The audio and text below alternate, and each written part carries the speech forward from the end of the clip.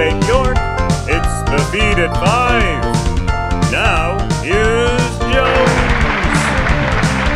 Hey guys, welcome back to the show. I'm here with your special guest sports correspondent, Tom Hopkins. Tom, thanks for being here. Thanks, Jones. We're just going to jump right into it. What qualifies you, Tom, to be a sports commentator?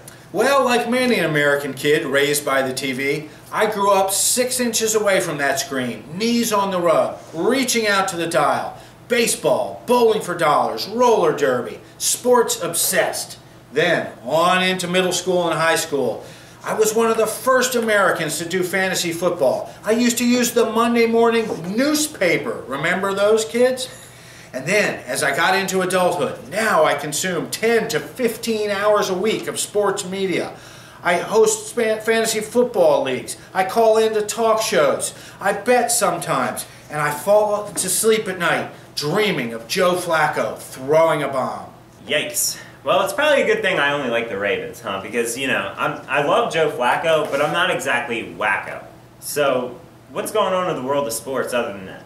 Well, this time of year is bracket season in America. It's the time of year when elite college programs that hire incredibly tall, incredibly skilled, semi-professional players get to take on the best of the rest of the college teams that field student athletes. Think of it as Sheldon from Big Bang takes on Mr. T. Pity the fool. It sounds like a David and Goliath situation to me. It is, but think of it as David versus Goliath with betting. All over America, tech guys and secretaries are gazing into their crystal balls, analyzing their brackets, putting down their fee, and hoping for a chance at water cooler glory. All right, well, with that, it's time for our basketball-themed hashtag of the day, brought to you by Penn State York, and it is March Madness. Have a look.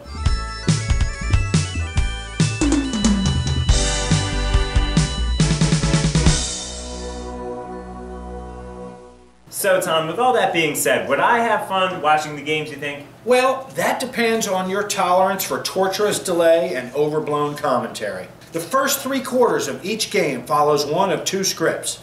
Either it's a really chump-like low seed taking on a really good team, in which case the announcers will act like they've actually got a chance until it's a 20-point lead with about 3 minutes to go.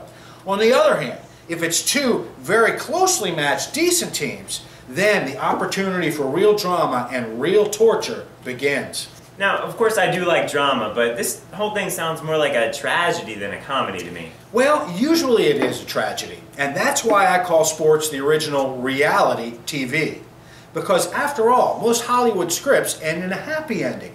But most sporting events end with the team that nobody likes crushing the little underdog. And the way they do the ends of these NCAA games is absolute torture. The last 2 minutes takes half an hour. It's like going to the post office 5 days before Christmas. It's like watching Shakespeare on YouTube on a slow internet connection. Which begs the question, why do you watch these games? Well, once every few years, lightning strikes. A Mercer beats a Duke University. At that moment, a wave of adrenaline and joy sweeps through my body, and I'm hooked again, doomed to watch hours of dreck to seek my next moment of zen. Well, I definitely hope you find your moment of zen this year. I actually get my adrenaline rush from being in front of the camera, but see, I can turn that on and off. So, the big question here, who's your money on this year? I'm putting it all on the Lafayette Leopards. A school of 2,500 uncoordinated geeks from the Delaware River in Pennsylvania. They will be losing to the Villanova Wildcats in round 1.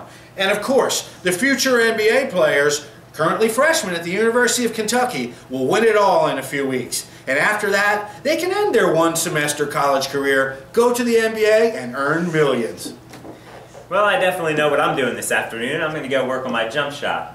That's all the time we have today, guys. Thanks again for stopping by. We'll see you next week, and until then, stay loud!